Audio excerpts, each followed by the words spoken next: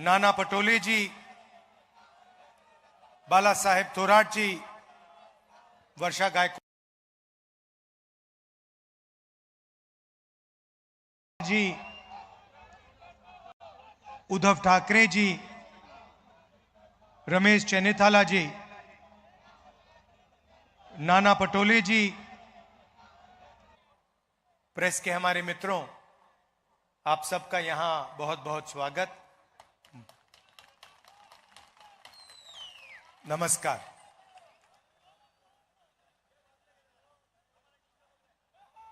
लड़ाई विचारधारा की लड़ाई है। एक तरफ बीजेपी, आरएसएस और दूसरी तरफ इंडिया गठबंधन। एक तरफ अंबेडकर जी का संविधान,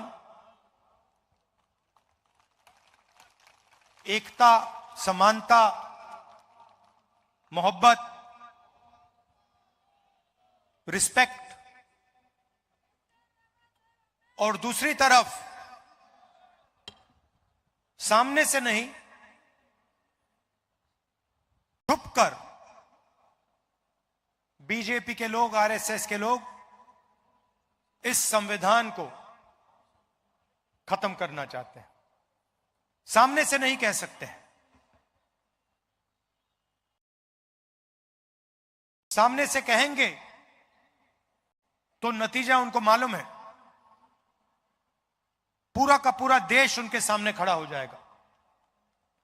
इसलिए वो सामने से नहीं कहते हैं, छुपकर संविधान को कमजोर करते हैं।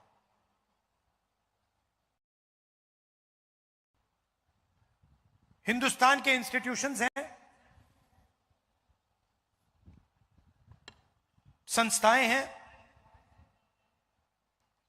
ब्यूरोक्रेसी है, शिक्षा का सिस्टम है, स्वास्थ्य का सिस्टम है।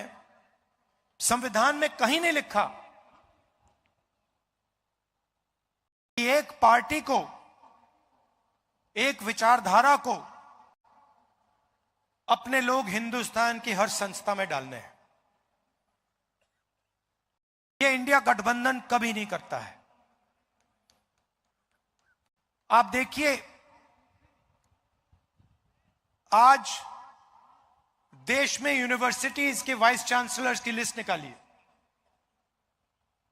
उस लिस्ट में आपको मेरिट नहीं दिखाई देगा, सिर्फ क्वालिफिकेशन सिर्फ आरएसएस की मेंबरशिप का है। वाइस चांसलर बनना है, आरएसएस की मेंबरशिप लीजिए। साइंस के बारे में, ज्योग्राफी के बारे में, हिस्ट्री के बारे में कुछ मालूम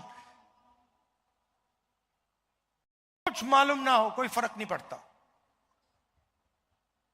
आरएसएस के हो, सीधा आपको उसमें जगह मिलेगी। और ये एक संस्था के साथ नहीं हो रहा है, ये हिंदुस्तान की सारी संस्थाओं के साथ, इंस्टीट्यूशंस के साथ हो रहा है।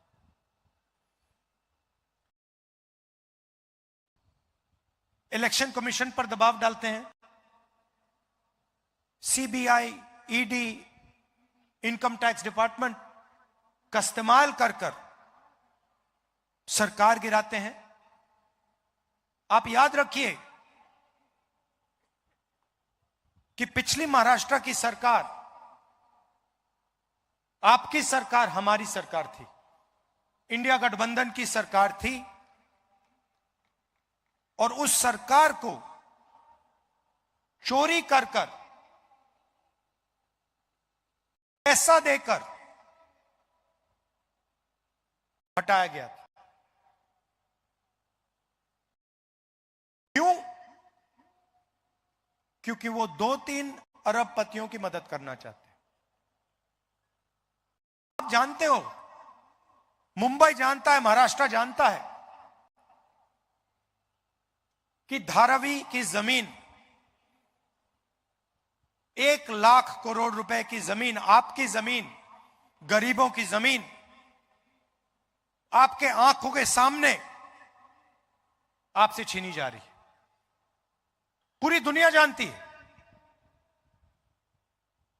1,00,000 करोड़ रुपए की जमीन आपकी आंखों के सामने, दुनिया की आंखों के सामने एक अरबपति को दी जा रही है। आपके जो प्रोजेक्ट्स थे, चाहे वो एप्पल आईफोन की फैक्ट्री हो, चाहे वो हवाई जहाज बोइंग का यूनिट हो, आपसे छीनकर दूसरे प्रदेशों में चले जा रहे हैं। 5 लाख युवाओं को रोजगार मिलता है इन प्रोजेक्ट से। सारे के सारे आपसे छीनकर गुजरात की ओर चले गए।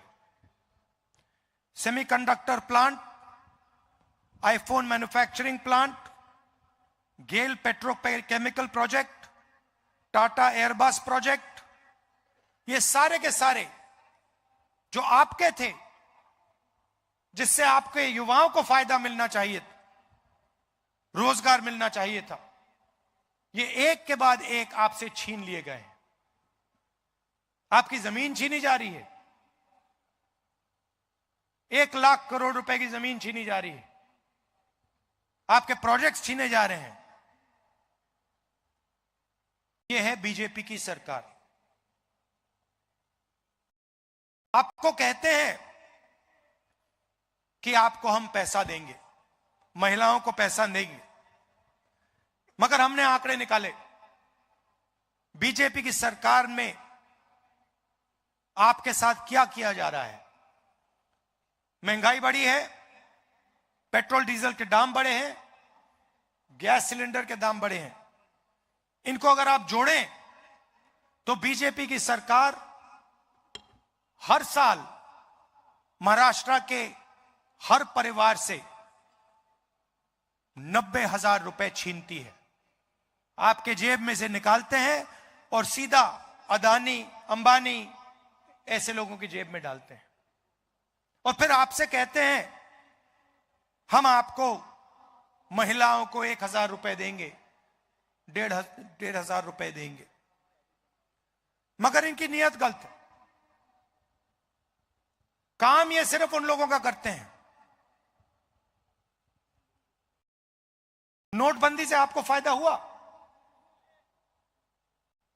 जीएसटी से आपको फायदा हुआ, किसान के जो कानून बना उससे आपको फायदा हुआ। ये जो आपके प्रोजेक्ट्स हैं, जो ये आपसे छीने गए, इससे आपको फायदा हुआ क्या? आप रोजगार नहीं चाहते हो, आप सिर्फ महंगाई चाहते हो, आप बेरोजगारी चाहते हो क्या? हिंदुस्तान में सबसे ज्यादा बेरोजगारी आज है। किसी स्टेट में चले जाइए, महाराष्ट्र छोड़िए, किसी भी स्टेट में चले जाइए और वहां आप पूछिए, युवाओं से पूछिए क्या करते हो, कहेंगे भैया कुछ नहीं करते हैं। मोदी जी ने, बीजेपी की पॉलिसीज ने बेरोजगारी फैला दी है, रोजगार मिल ही नहीं सकता। जो स्मॉल एंड मीडियम बिजनेस वाले हैं, उनको एक के बाद एक खत्म कर दिया है। जो रीढ़ की हड्डी हुआ करते थे, रोजगार अंबानी अदानी नहीं दे सकते। अदानी धारावी की जमीन छीन सकता है आपसे, मगर रोजगार नहीं दे सकता है। यह पूरा देश जानता है। रोजगार कौन देते हैं? स्मॉल मीडियम इंडस्ट्री वाले लोग, जो मैन्युफैक्चरिंग करते हैं, जो हाथ से काम करते हैं, ये लोग रोजगार देते हैं। और इन सब को बीजेपी के लोगों ने, इनकी सरकारों ने खत्म कर दिया है। नोटबंदी, जीएसटी, ये पॉलिसीज नहीं है, ये हथियार हैं। छोटे बिजनेस वालों को खत्म करने के, मारने के हथियार हैं। आप जीएसटी देते हो, जितनी जीएसटी हिंदुस्तान का सबसे गरीब व्यक्ति देता है उतनी ही जीएसटी अदानी देता है। आप शर्ट खरीदोगे उतना ही पैसा आपके जेब से जाएगा जितना अदानी के जेब से जाएगा। यह जीएसटी की सच्चाई है। और अगर आप देखें, आज हिंदुस्तान में गरीब लोग टैक्स देते हैं, सबसे ज्यादा टैक्स गरीब लोग देते हैं, कमजोर लोग देते हैं, छोटे दुकानदार देते हैं, किसान देते हैं, मजदूर देते हैं। इनडायरेक्ट टैक्स से पता नहीं लगता। आप शर्ट खरीदते हो, टैक्स लगता है। मोटरसाइकिल में पेट्रोल डालते हो, टैक्स लगता है। सब जगह इनडायरेक्ट टैक्स लगता रहता है। आपके कंधों पे सब बीजेपी की पॉलिसीज हैं।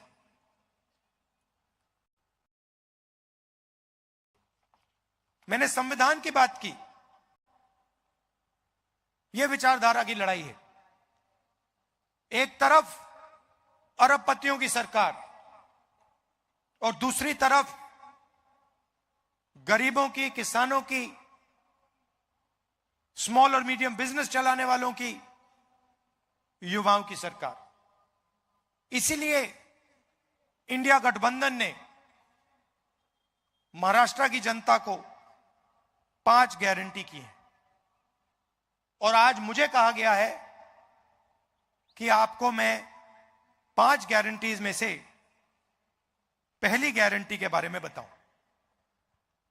शरद पवार जी, उद्धव ठाकरे जी और खारगे जी आपको बाकी गारंटीज के बारे में बताएंगे, मगर मैं आपको महालक्ष्मी योजना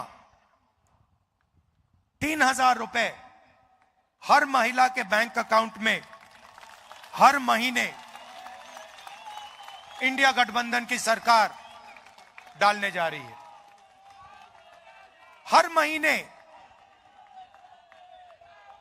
बैंक अकाउंट में महाराष्ट्र की महिलाओं को 3,000 रुपए सीधा खटाखट नजर जाएगा।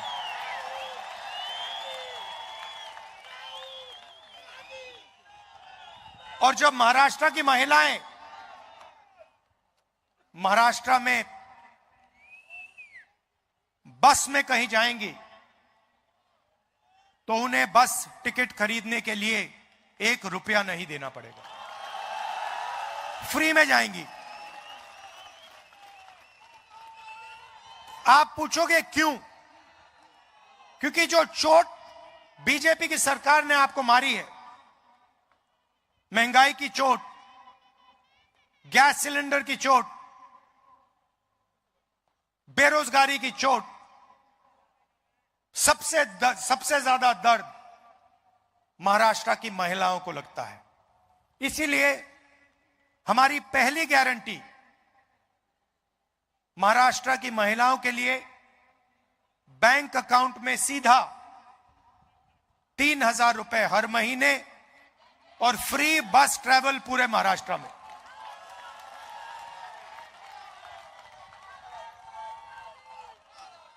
जो बाकी गारंटीज हैं उनके बारे में शरद पवार जी, उद्धव ठाकरे जी और खारगे जी आपको बताएंगे। थोड़ा सा मैं आपको जाति जनगणना के बारे में कहना चाहता हूं। आज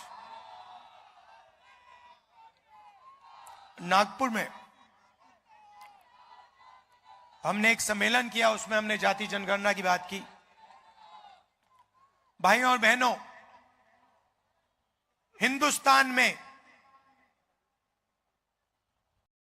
15% दलित आबादी है, 8% आदिवासी हैं। मगर आज तक किसी को नहीं मालूम कि इस देश में पिछड़े वर्ग के कितने लोग हैं।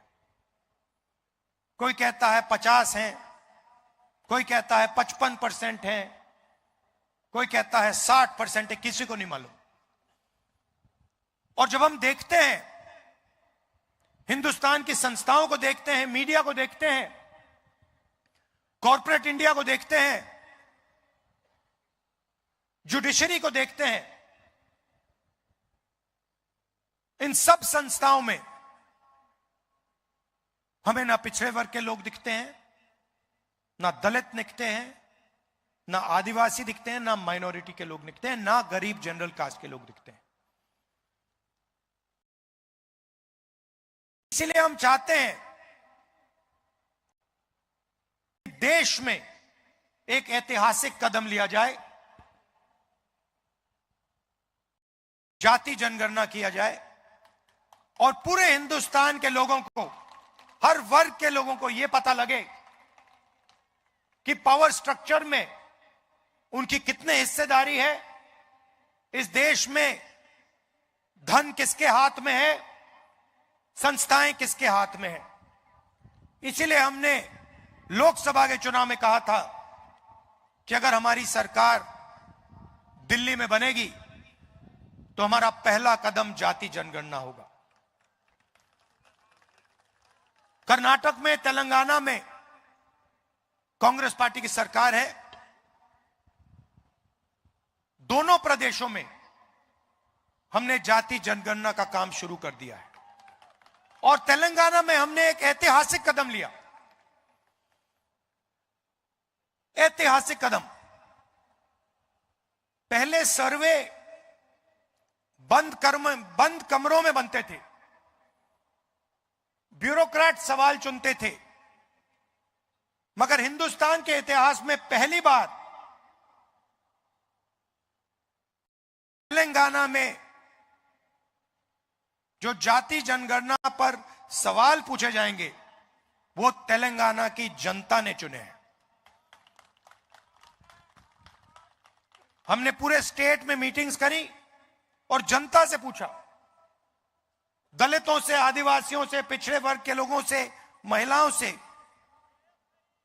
कि कौन से सवाल पूछे जाने चाहिए, आप क्या जानना चाहते हो हिंदुस्तान के पावर स्ट्रक्चर के बारे में, हिंदुस्तान के धन के बारे में, आपकी आबादी के बारे में।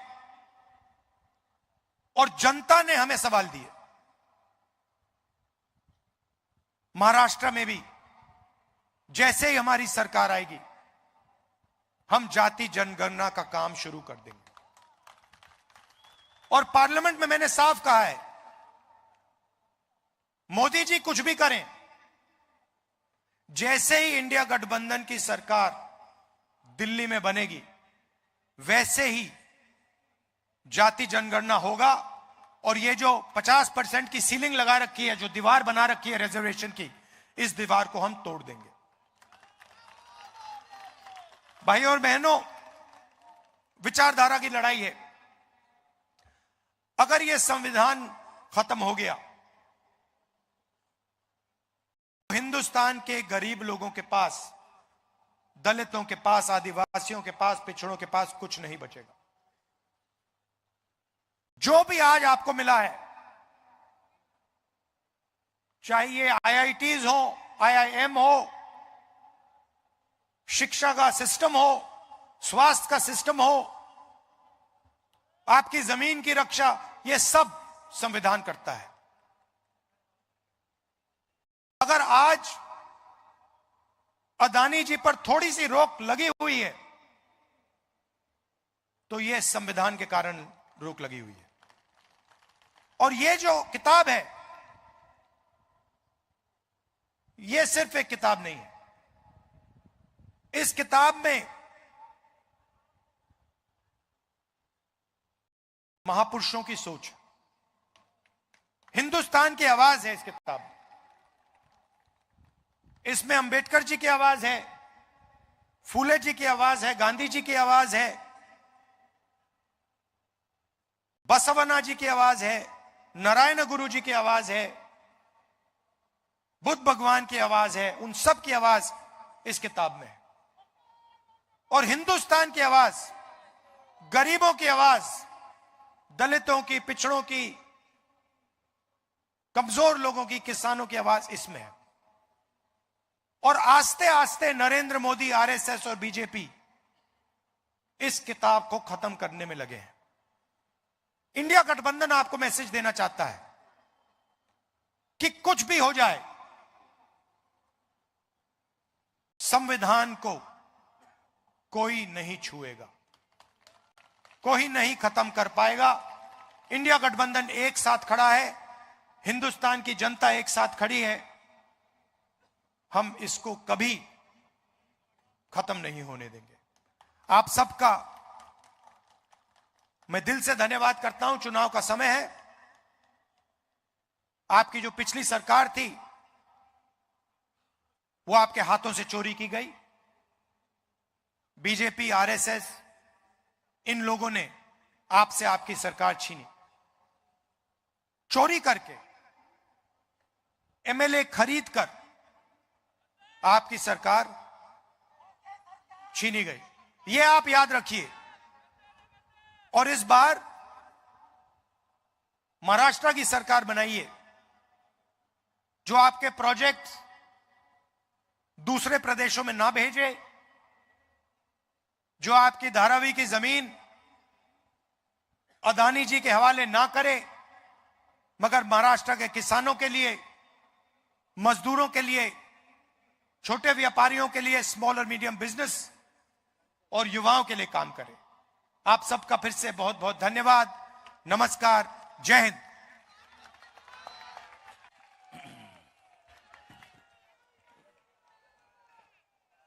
राहुल जी का जोरदार से तालियां बजाकर उनका स्वागत करिए। महाराष्ट्र के महिलाओं के सक्षमीकरण के लिए उन्हें जो कदम उठाया है,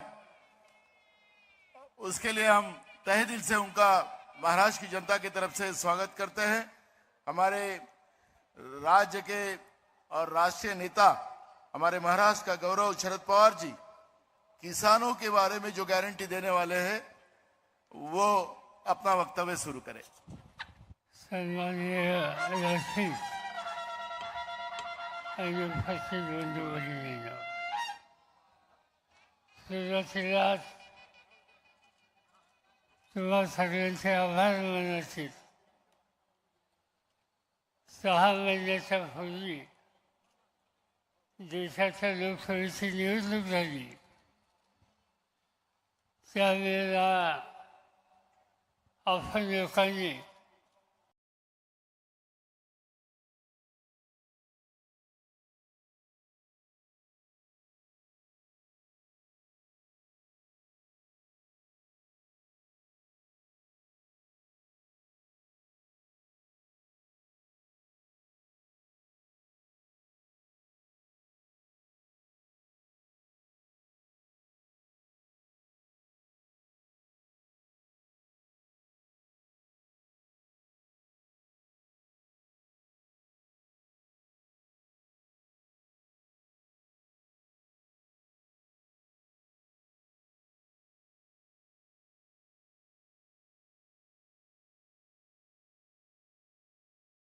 राज्य कसं जायचं, कसं चालवायचं,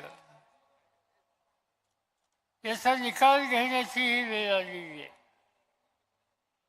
गेल्या 5 वर्षामध्ये आपण उद्धवजींच्या नेतृत्वाखालचं सरकार सोडलं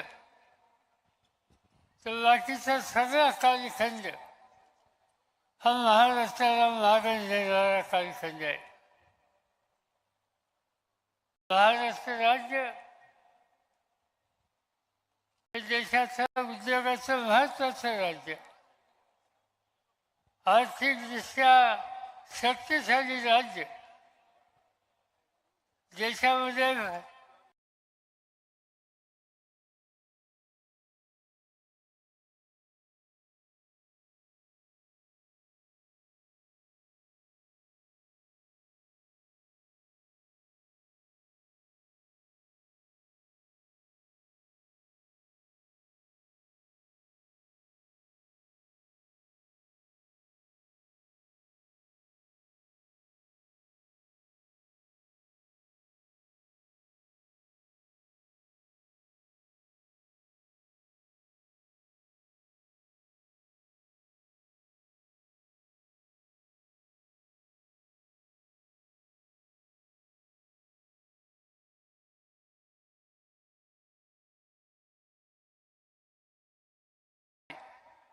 याची आकडेवारी पाहिली तर चिंता वाटावी अशा प्रकारचं चित्र आहे. राज्यामध्ये 64,000 महिला आणि मुली आज बेफास्त आहेत, त्यांचा पत्ता लागत नाही.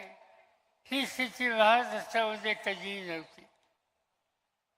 महाराष्ट्रामध्ये शिक्षणाच्या संबंधी नेहमीच प्रगत राज्य होतं. आज शिक्षण क्षेत्रामध्ये मोठ्या प्रमाणावर भ्रष्टाचार चालू आहे. हे चित्र आपल्याला बघायला मिळतं. दरदारी उत्पन्न असो, अन्य प्रश्न असो, प्रत्येक ठिकाणी आज महाराष्ट्र घसरलेला आहे. शिवछत्रपती हे देशाच्या स्वाभिमानाचं प्रतीक आहे. हल्लीच्या राजवटीमध्ये भ्रष्टाचार हा कोणत्या टोकाला गेला हे जर सांगायचं असेल तर एकच उदाहरण सांगतो की सिंधुदुर्ग जिल्ह्यामध्ये शिवछत्रपतींचा पुतळा जो उभा केला त्या उभारणीमध्ये सुद्धा भ्रष्टाचार झाला. आज आपण बघतो शिवाजी सावरकर शिवछत्रपतींचा पुतळा आहे, अनेक वर्ष आहे, त्याला काही धक्का लागत नाही. गेट ऑफ इंडियाच्या जवळ छत्रपतींचा पुतळा आहे, समोर समुद्र आहे, समुद्राचं वारं येतं, हजारो लोक पुतळा बघतात, त्या पुतळ्याला काही झालेलं नाही. पण सिंधुदुर्गाचा पुतळा मोदींच्या हस्ते अनावरण आणि तो पुतळा उद्ध्वस्त होतो आणि सरकारच्या तर्फे सांगितलं जातं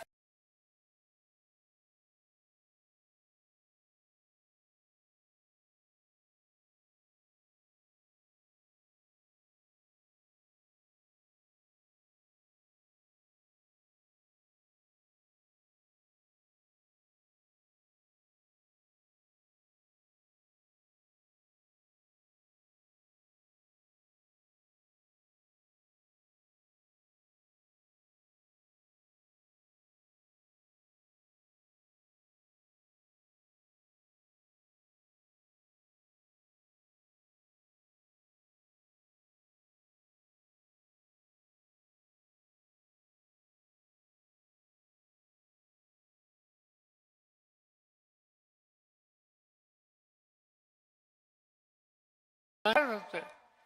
माझ्याकडे देशाचं शेती खातं होतं. शेतकऱ्यांच्यामध्ये अस्वस्थता होती, कर्जबाजारीपणा होता. आम्ही लोकांनी एकत्र बसून देशाच्या शेतकऱ्यांना 71,000 कोटीचं कर्ज आम्ही माफ केलं आणि ज्या शेतकऱ्याच्या शेतीला 12% व्याजाचा दर होता तो 12हून 6% आणला, 6%हून 3% आणला आणि नियमित देतात त्यांना आणखीन सवलत दिली. आज आमच्या आघाडीच्या वतीनं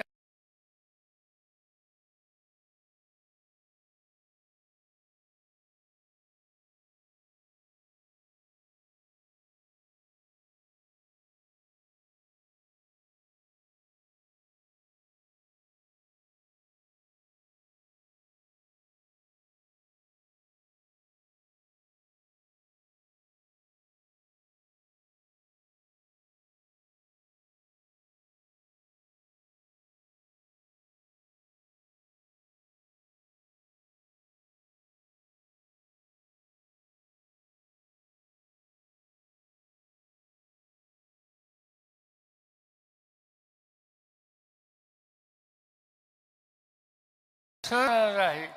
आसपासच्या संकटाला जाण्याची दुःखाची परिस्थिती त्याच्यावर आलेली आहे आणि भाजपच्या सरकारमध्ये त्याच्या दुःखाकडे झुंकून सुद्धा बघितलं जात नाही आणि त्यामुळं याला काहीतरी उत्तर शोधलं पाहिजे आणि त्या उत्तराच्यासाठीच आम्ही लोकांनी हे आश्वासन, हे एक धोरणात्मक कार्यक्रम आपल्या सगळ्यांच्या समोर माझी खात्री आहे की वडील राजाला वाचवण्यासाठी या ठिकाणी हे आघाडीचं सरकार यावं हा आमचा आग्रह आहे. त्याला तुम्हा सगळ्यांची मदत मिळेल आणि महाराष्ट्राचं हे चित्र बदलून एक प्रगतिशील सामान्य माणसाचं दुःख कमी करणारं, महागाईची सुटका कमी करणारं, बेरोजगारी घालवण्यासाठी हातभार लावणारं, स्त्रियांना संरक्षण देणारं आणि कुटुंब समाजाचे ज्या दीन दलित आदिवासी वंचित यांना सन्मानानं जगता येईल अशा प्रकारची काळजी घेणारे सरकार आम्ही लोकांचा जीव हाच विश्वास आणि भरोसा मी आपल्या सगळ्या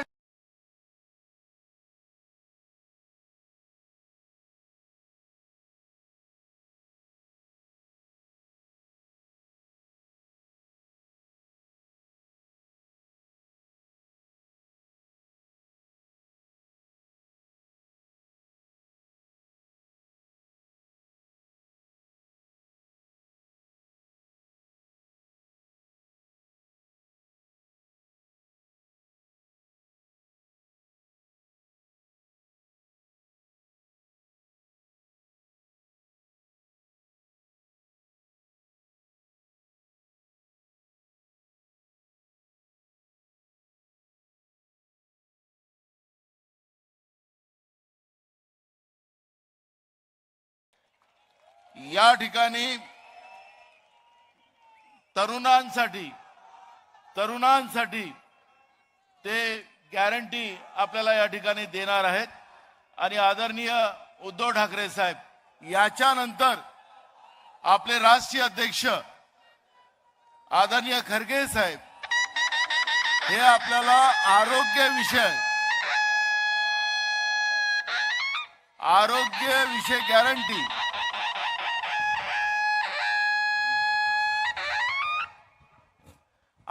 विषय गॅरंटी आपल्याला या ठिकाणी देणार आहेत आदरणीय खरगे साहेब.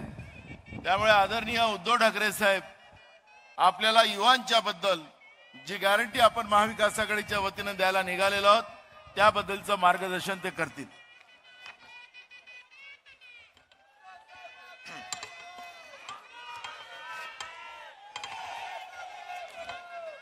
माननीय राहुलजी,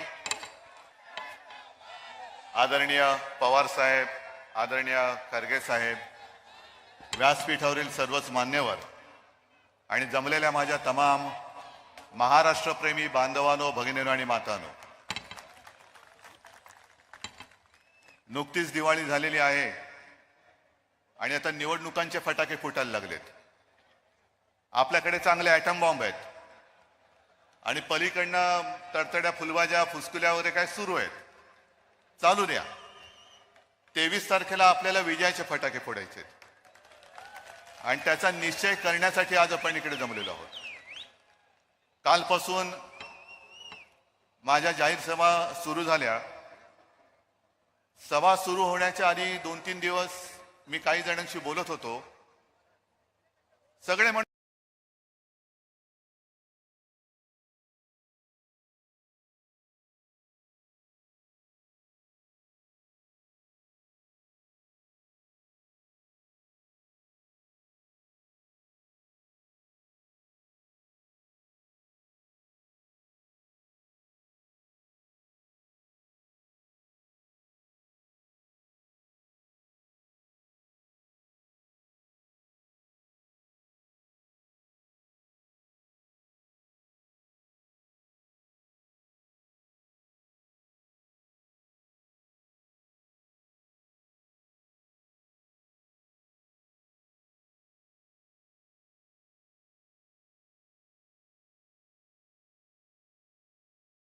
ठेवले होते.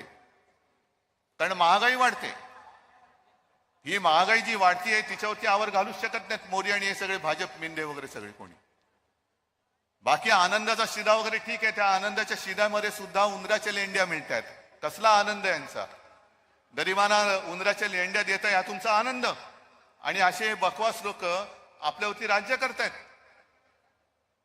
आणि म्हणून मी काल सांगितलं की आपलं सरकार आल्यानंतर परत एकदा ह्या ज्या 5 जीवनावश्यक वस्तू आहेत, मग त्याच्यामध्ये तेल आलं, साखर, तांदूळ, गहू, जे काय 5 लागतात, त्यांचे भाव आम्ही शेतकऱ्याचं नुकसान होऊ न देता हे स्थिर राखून दाखवल्याशिवाय राहणार नाही.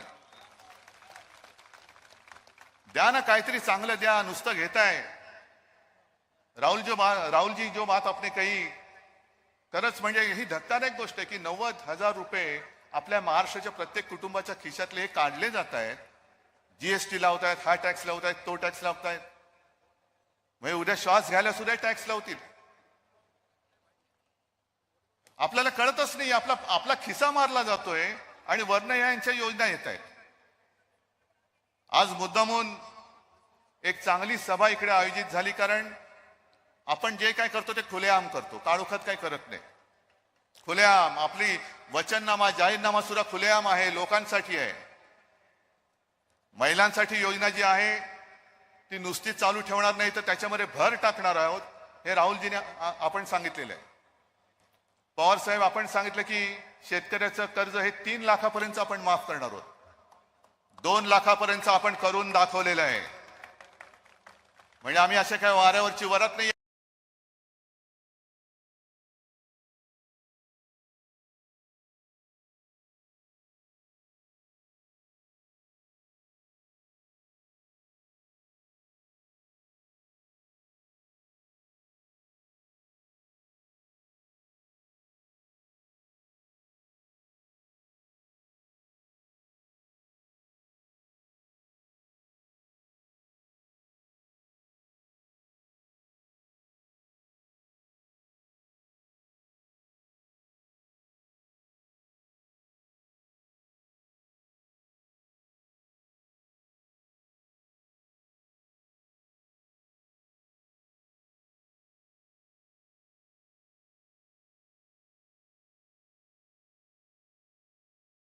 की प्रत्येक युवकाला, बेरोजगार तरुणाला, नाहीतर आता ह्या बेरोजगारीची व्याख्या ठरवावी लागेल ना. कारण एक तरुण आता याच्यानंतर बेरोजगार होणार आहे, तर त्यांची ते जाऊ द्या. पण बेरोजगार तरुणांना दर महिन्याला आपण 4,000 रुपयांची मदत करणार आहोत. 4,000 रुपये का नाही करायची? जर तरुण आपलं भविष्य असेल आणि ते भविष्य आज यांच्या टपालकरंट्या जो काय कारभार चाललाय त्याच्यामुळे नासला जात असेल, तर मग त्याला उभारी देणार कोण? आपलं महाविकास आघाडीचं सरकार ते काम करेल. आणि जे आपण लोकसभेमध्ये जो एक प्रचार केला, त्या प्रचाराला हे फेक नरेटिव्ह म्हणतात. ज्या संविधानाची प्रत राहुलजी आपने दिखाई, मी वर्षात पहिले सांगितलं का मला पण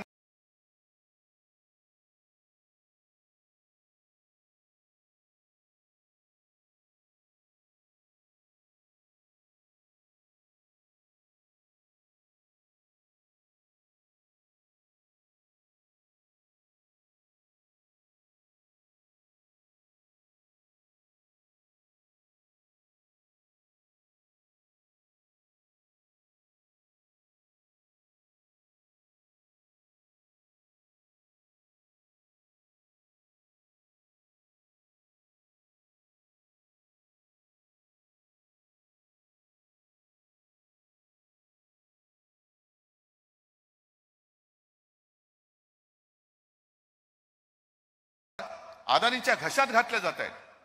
म्हणजे मुंबई संपूर्णपणाने अदानीमय करून टाकायची.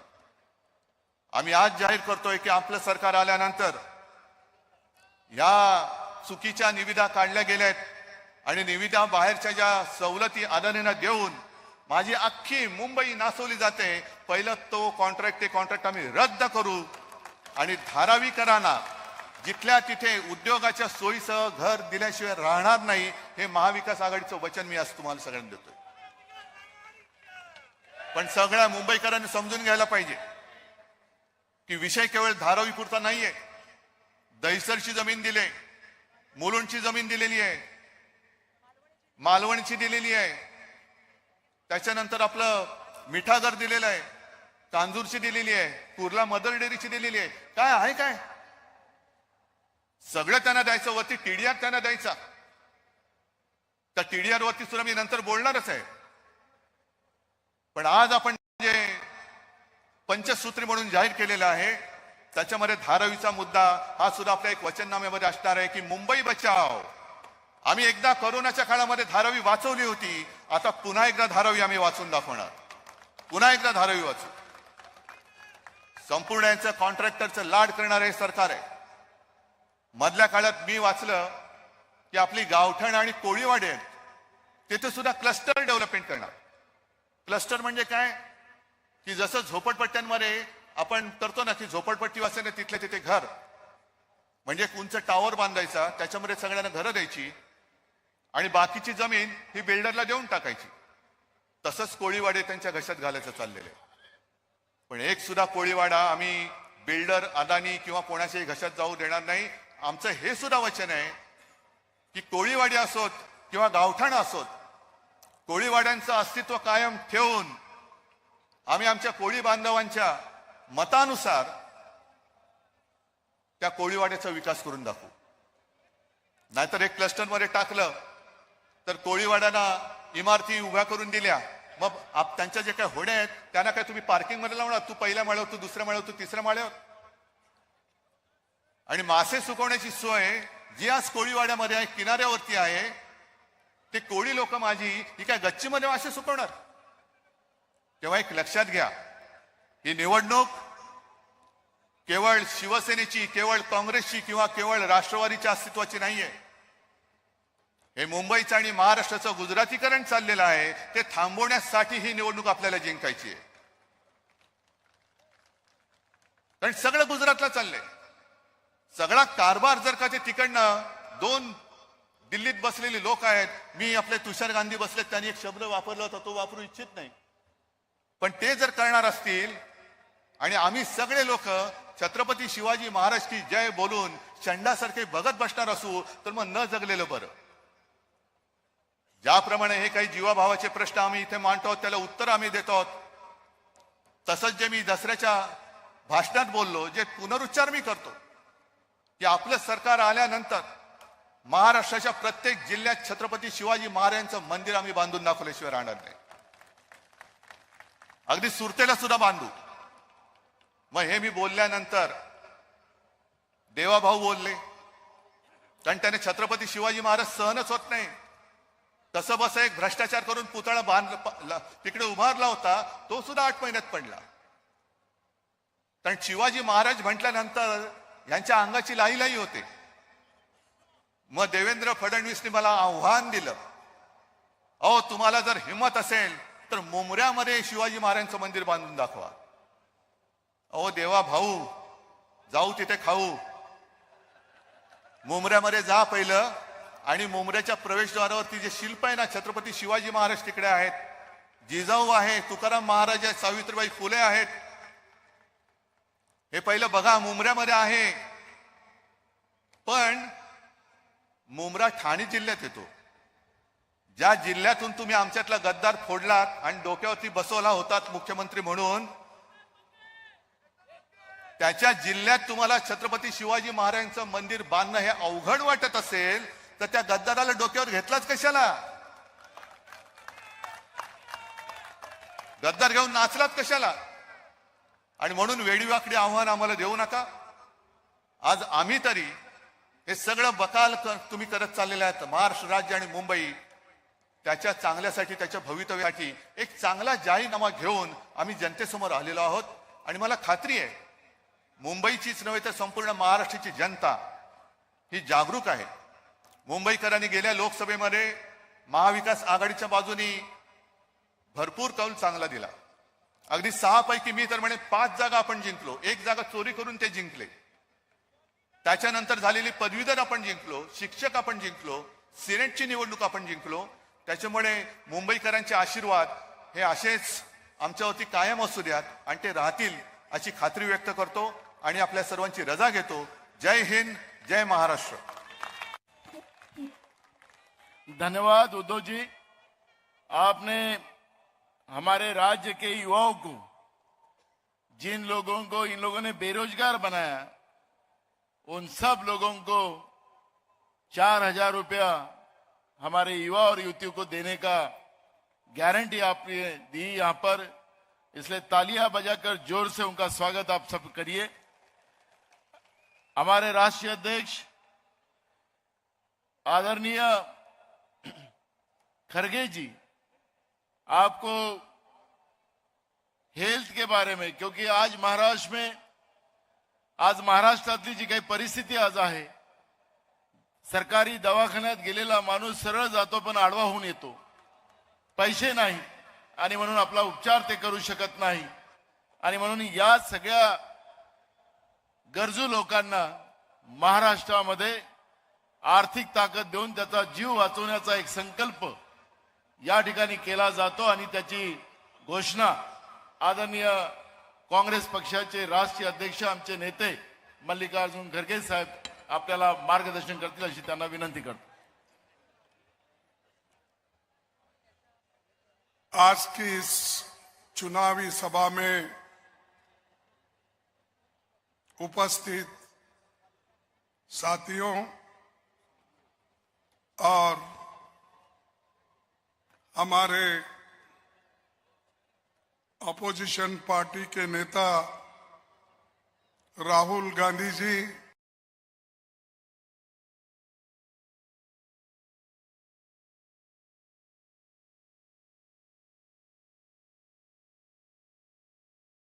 नाना पटोले जी, बाला साहेब थोरात जी,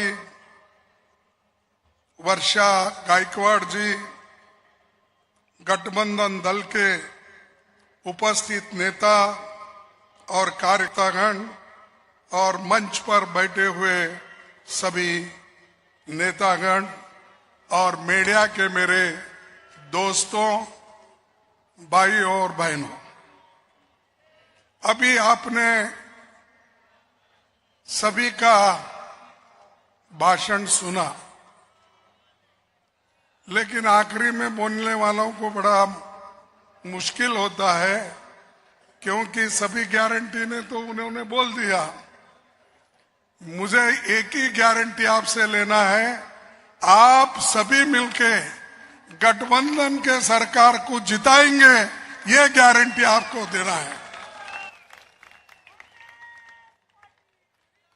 और यूं ही होता है, जब बफे सिस्टम में हम खाने के लिए बैठते हैं तो जो पहले पंक्ति में रहते हैं वो लोग ठीक ठाक से खा लेते हैं, जो पीछे रहते हैं उनको बाद में थोड़ा कुछ मिलता है। ये वैसा ही है कि जो हमको चांस मिला कहने का, मैं थोड़ी बातों में मेरी बात को आपके सामने रखूंगा। आप और मेरे लिए एक 10-15 मिनट दीजिए, उसके बाद ये मीटिंग खत्म होगी तो मैं आपके सामने जो आज 5 गारंटी हमारे नेताओं ने दिए है, बड़ा सोच समझकर उन्होंने रखा है। बहुत गहन अभ्यास करके ये जो 5 उन्होंने गारंटीज दिए हैं, वो आप सबके भलाई के लिए और महाराष्ट्र के भलाई के लिए दिए हैं। जैसा कि राहुल जी ने कहा, महालक्ष्मी, जिसको महिला को हर महीना 3,000 रुपए देने की उन्होंने घोषणा की, और ये गठबंधन सरकार का कहना है और ये दे के रहेंगे हम। ऐसा ही हम कर्नाटक में दिए हैं, तेलंगाना में दिए हैं, दूसरे जगह जहां पर हमारी सरकारें हैं वहां पर हम देते आ रहे हैं। लेकिन कभी कभी मोदी जी हमारा मजाक उड़ाते हैं। देखे नहीं, कांग्रेस वाले हमेशा ये गारंटी देते हैं लेकिन वो निभाते नहीं। मोदी साहब, आप तो इतने गारंटी दिए 10 साल में, एक तो गारंटी आपने निभाया। मैं आपसे पूछना चाहता हूं, अरे 15 लाख रुपए की गारंटी दी आप, काला धन लाकर मैं सबको दूंगा, दिए? अरे दिए क्या? नहीं दिए तो ये झूठ हो गया ना। दूसरा बोले कि 2 करोड़ नौकरियां मैं आप सबको युवाओं को दूंगा, दिया?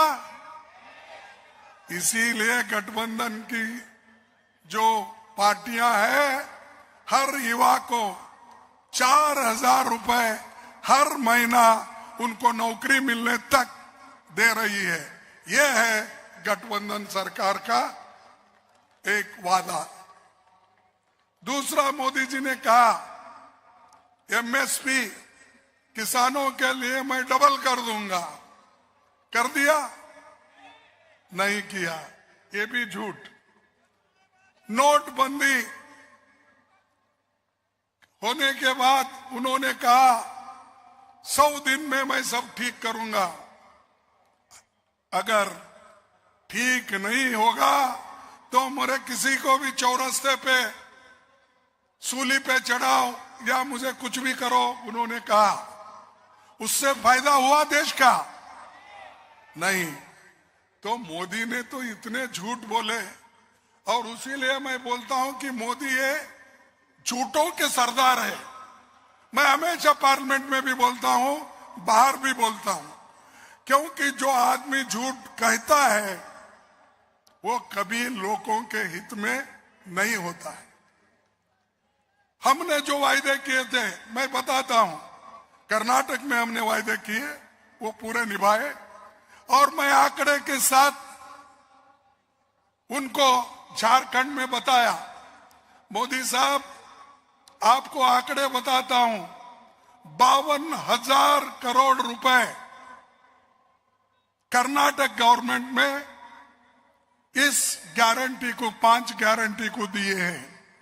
उसमें से 47% रुपये खर्च हो गए हैं। ऐसा कोई आपने किया है?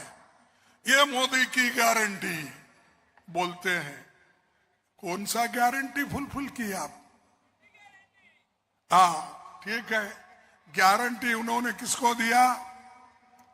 अदानी अंबानी को दिया है।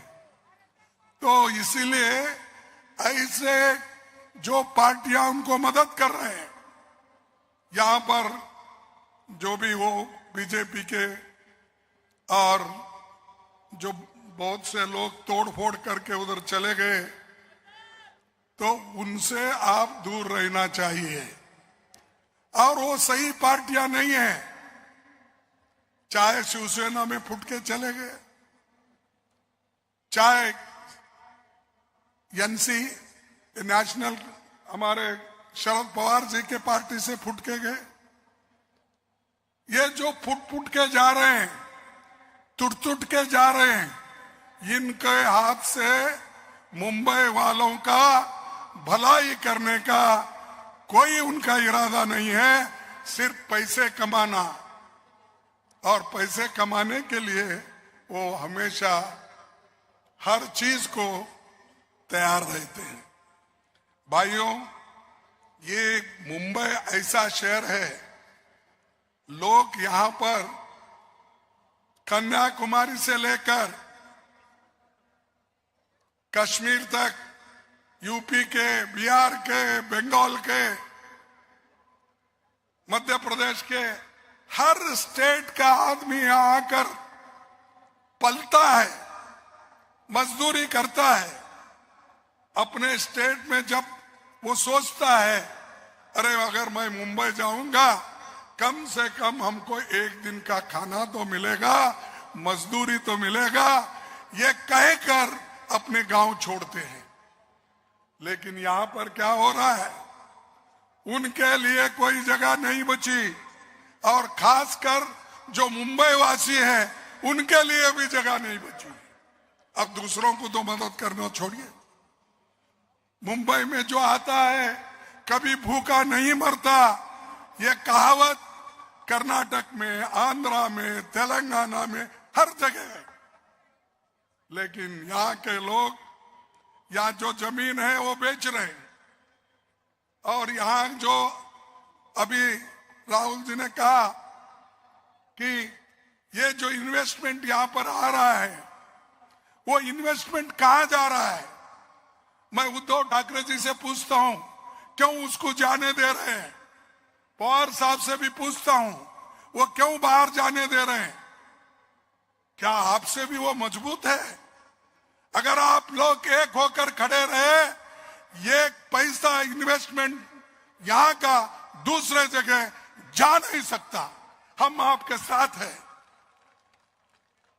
मुंबई ये हिंदुस्तान का एक आर्थिक कैपिटल है, फाइनेंशियल कैपिटल है। मुंबई है एक हिंदुस्तान का नाक है। हिंदुस्तान के लिए फक्र की बात है। जो भी फॉरेन मिनिस्टर्स आते हैं, प्राइम मिनिस्टर्स आते हैं, पहले वो मुंबई के तरफ देखते हैं। मुंबई में कहां हमको इंडस्ट्री बसाना, कहां हमको यहां पर इन्वेस्टमेंट करना, ये सोचते हैं। लेकिन इसको खत्म करने वाले ये बीजेपी के लोग और शिवसेना जो फूटी हुई है, वो लोग, ये बहुत कुछ पीछे से काम कर रहे हैं। और इतना ही नहीं, ये लोग सत्ता में है। अब शाह आए, यहां जोरदार भाषण देते, और हमारे मोदी साहब तो आते हैं भाइयों और बहनों कह के, दुनिया की स्कीम बता के चले जाते हैं।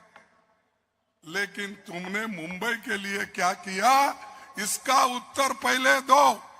यह प्रश्न उसके सामने रखना चाहिए। लेकिन आपको उत्तर कहीं नहीं देंगे। मैंने तो चैलेंज किया, क्योंकि मेरे स्कीम को, मेरे गारंटी को उन्होंने चैलेंज किया, तो मैंने भी चैलेंज किया।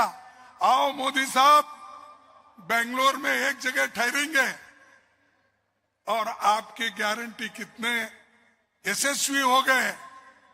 आपने जो कहा था इलेक्शन में, 11 साल में आपने कितने गारंटी दिए थे, उसमें से कितने गारंटी आपने किया, और यूपीए सरकार में हमने कितने गारंटी थी, हमने क्या किया, मैं बताऊंगा। अभी भी राज्य में हमने क्या किया, हम बता देंगे।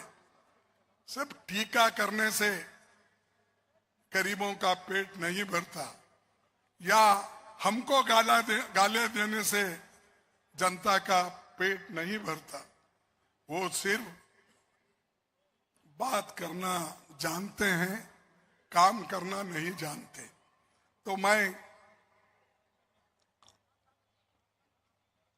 आपसे विनती करूंगा कि आप ऐसे धरती से आते हो जहां महात्मा फुले,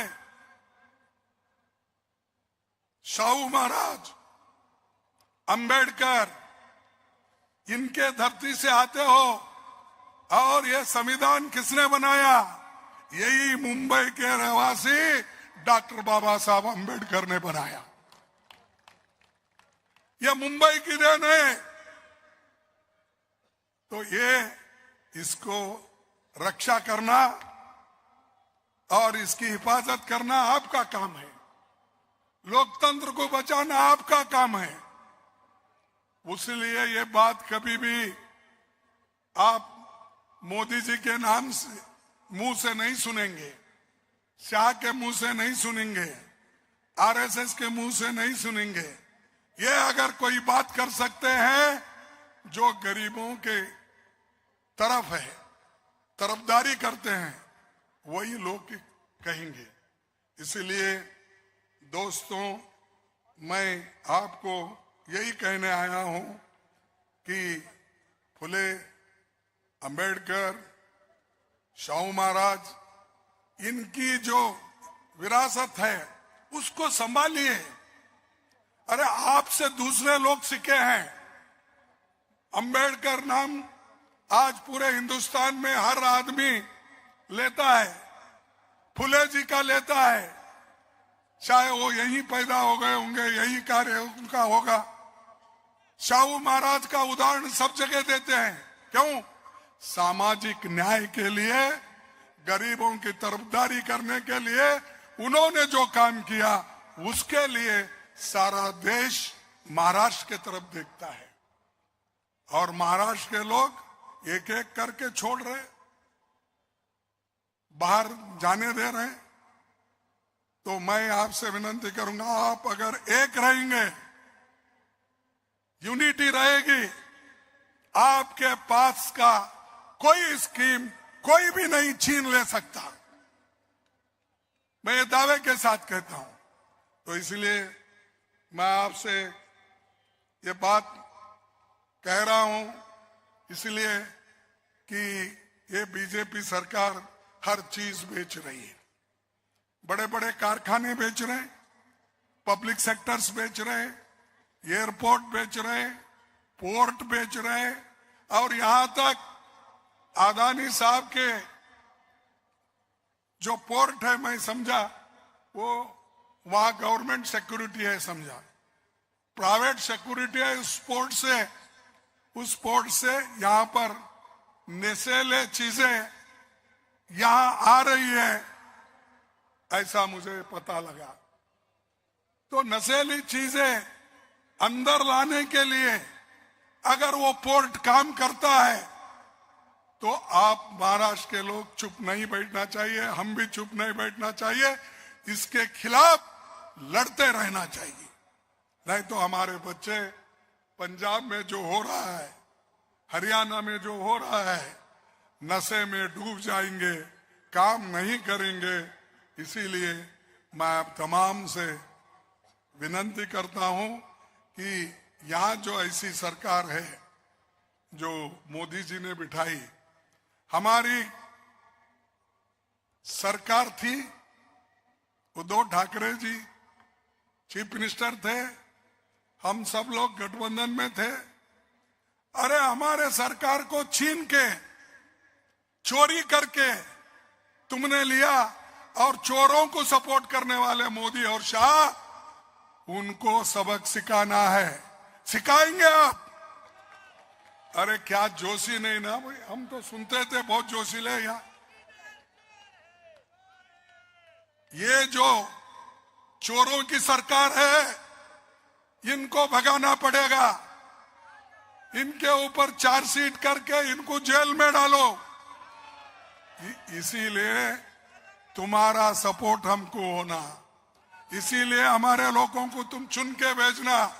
अगर आप चुन के भेजेंगे, हम अच्छी सरकार देंगे।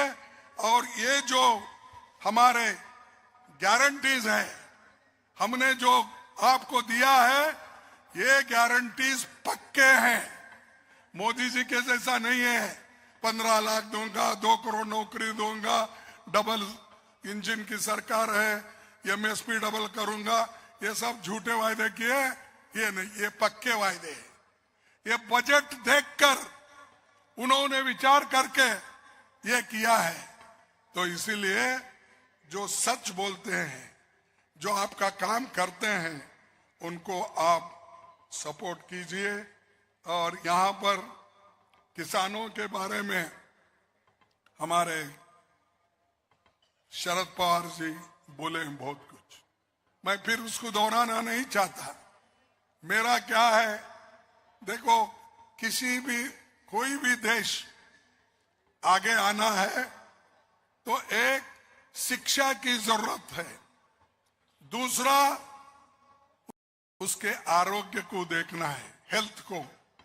तो मैं अब घोषणा करता हूं, गरीबों के लिए जो हेल्थ प्रोग्राम है, हम लोग 25 लाख रुपए इंश्योरेंस सरकार से करेंगे।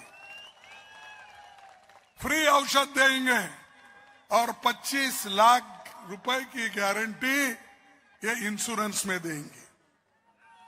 तो हमारे सभी गारंटी जो लोगों के हित में है। अब बुलेट ट्रेन आप देखिए, मोदी जी बोले मैं 2 साल में अहमदाबाद से मुंबई तक बुलेट ट्रेन लाऊंगा। कहां है भाई तेरी बुलेट ट्रेन? वो पुल गिर गया, मोदी जी जिसको हाथ लगाते वो गिरते रहता है।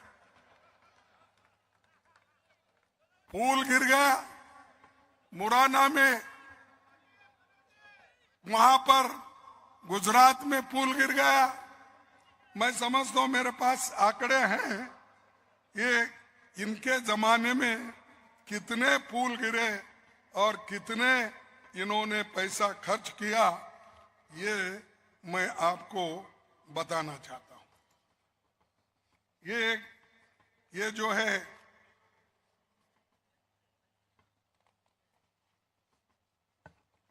देखो, इनका एक तो प्रोजेक्ट पुणे रिंग रोड का घोटाला, समृद्धि महामार्ग इसमें घोटाला, जलयुक्त शिवार अभियान में हर स्तर पर घोटाले।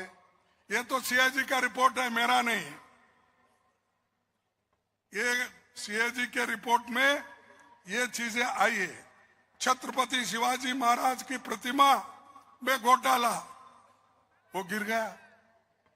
अरे कोई प्राइम मिनिस्टर आता है, इनॉग्रेट करता है, उसके 8 दिन में ही गिरता है। तो क्या मजबूती से काम कर रहे हैं मोदी साहब? कहीं उनका काम ही है उद्घाटन करना, काम अच्छा काम करने का नहीं है, मजबूत काम करने का नहीं, क्वालिटी काम करने का नहीं, सिर्फ घोटाले का काम करना, ये उन्होंने किया। अभी तो सभी लोगों ने बोला धारावी रीडेवलपमेंट के नाम से गरीबों को लूटा जा रहा है, और 8,000 करोड़ एम्बुलेंस खरीदी का भी एक घोटाला है। जलयुक्त शिवार अभियान में हर स्तर पर घोटाले, समृद्धि महामार्ग का भी घोटाला मैंने पहले बताया। और पहले ही मैं ये कहा था कि बीजेपी ने पार्टियां तोड़कर लोगों को खरीदकर ईडी सीबीआई को लगाकर डराकर उन्होंने किया। सिर्फ महाराष्ट्र में नहीं किया, इससे पहले कर्नाटक में किया, इससे पहले गोवा में किया, इससे पहले मणिपुर में किया, इससे पहले मध्य प्रदेश में किया। हर जगह इनकी तोड़फोड़ सरकार। और ऊपर से बोलते हैं हम लोग हमको मदद कर रहे हैं, हमारे साथ है इसलिए हम हुकूमत कर रहे हैं। अरे मोदी साहब, आपके साथ लोग रहते तो आप 240 सीट पे सिमट जाते हैं। आपको बहुमत मिला है, मोदी को बहुमत मिला है? नहीं है, 240। अब उसको 2 टांग लगाए, एक टीडीपी का टांग और एक ये बिहार का,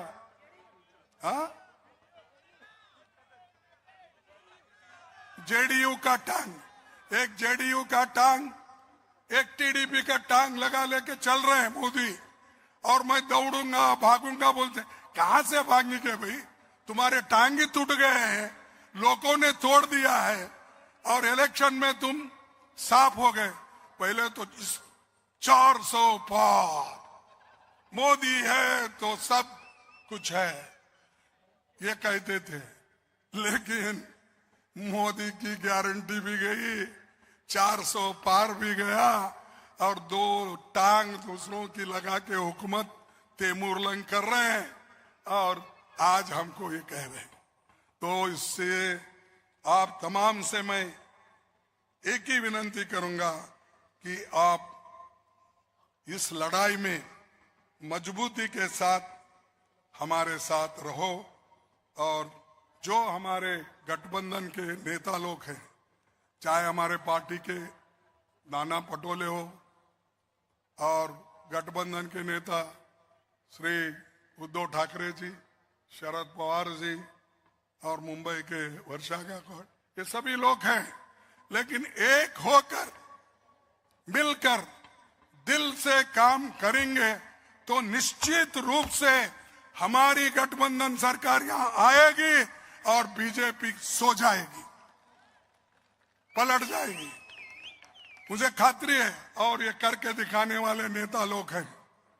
तो इससे ज्यादा मैं कुछ नहीं कहता कि हम बहुत आज मोदी के नेतृत्व में बहुत कुछ हमने खोया है और गरीब गरीब बनते जा रहा है, अमीर अमीर बनते जा रहा है। इस देश का 5% लोग, देश की संपत्ति उनके पास 60% है। 5% लोगों अमीरों के पास 60% संपत्ति है और इस देश के 50% गरीबों के पास सिर्फ 3% संपत्ति है। ऐसी सरकार आपको होना। और उसके चेले ऐसे हैं, चपाटे, चेले चपाटे, उनकी गवर्नमेंट आपको होना नहीं। तो मैं आपसे यही बात कहने आया था और आखिरी में कहूंगा, जो डॉक्टर बाबा साहब अम्बेडकर हमारे संविधान में समानता और स्वतंत्रता और बंधु प्रेम, ये 3 चीजें हमको उन्होंने दी है और इन तीनों चीजों को लेके हम आगे बढ़ना है और उनको हम सबक सिखाना है।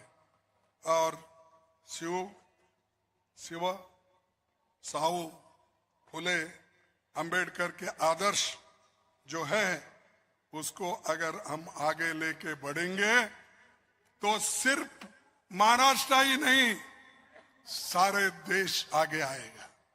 तो इसलिए मैं आपके सामने कहने आया था। और ये जो मुंबई आज आर्थिक राजधानी, इसको हम ऐसा ही रखेंगे। और मैं ऐसे जगह में हूं, गुलबर्गे में, और शरद पवार जी को मालूम है, ठाकरे साहब को भी मालूम, मेरे को इक्वल डिस्टेंस है। मुंबई भी उतना ही है मुझे, उधर बेंगलुरु में उतना ही है। कभी कभी मुझे यहाँ आने के बाद कंफ्यूज होता, तुमको देखते मैं मराठी में बात करूं क्या, फिर दूसरों को देखने के बाद मुझे ऐसा होता भाई हिंदी में बात करूं क्या। ये मुंबई में आते ही बड़ा कंफ्यूज होता मेरे को महाराष्ट्र में, क्योंकि आप जरा मराठी में बात करने के बाद जरा उद्धव ठाकरे को कैसा तालियां बजाते हैं, शरद पवार को कैसा तालियां बजाते हैं, वो तालियां मुझे मिलते समझ के मैं कोशिश करता हूं, फिर मैं बोलता हूं कि राष्ट्रभाषा में बात करेंगे। आणि तुम्हाला सांगतो, आम्ही कधी खोटे बोलणार नाही। निश्चित आम्ही जे काही सांगतो त्याप्रमाणे चालतो। बोले जैसा चाले त्याची वंदावे त्याची पाहुले वंदावे, नहीं वंदावे पाहुले। अरे जो सच बोलता है, सच करता है, उसके पैर पड़ो भाई। ये झूठों का सरदार का क्यों पैर पड़ रहे हैं? ये बीजेपी के नेताओं को बोल रहा हूं मैं। और सच बोलने वाले ये गठबंधन में लोग हैं और हम जो लीडरों को मानते हैं, ये देश के बहुत बड़े सामाजिक सुधारक हैं। तो इसलिए आप से मैं ये उम्मीद रखूंगा और हमारी ये घोषणा पत्र भी आगे आएगी और हमारे जो 5 सूत्री गारंटी है, इसको आपको मजबूती से सपोर्ट करेंगे। ऐसा कहकर मैं आप तमाम को नमस्ते करते या आपको अभिनंदन करते मेरे भाषण को समाप्त करता हूं। जय धन्यवाद, हिंद। धन्यवाद। हम जय हिंद। जय हिंद। अरे जोर से बोलो, जय हिंद। आप प्लीज जय हिंद। आप जय भीम। अरे क्या मुंह में क्या रख लिए? जय भीम। जय भीम। ठीक है, काम करो। धन्यवाद। आपली सभा राष्ट्रगानाने संपणार आहे। आता आभार प्रदर्शन आमचे मित्र अनिलजी करतील, आपल्याला त्यांना अशी विनंती करतो।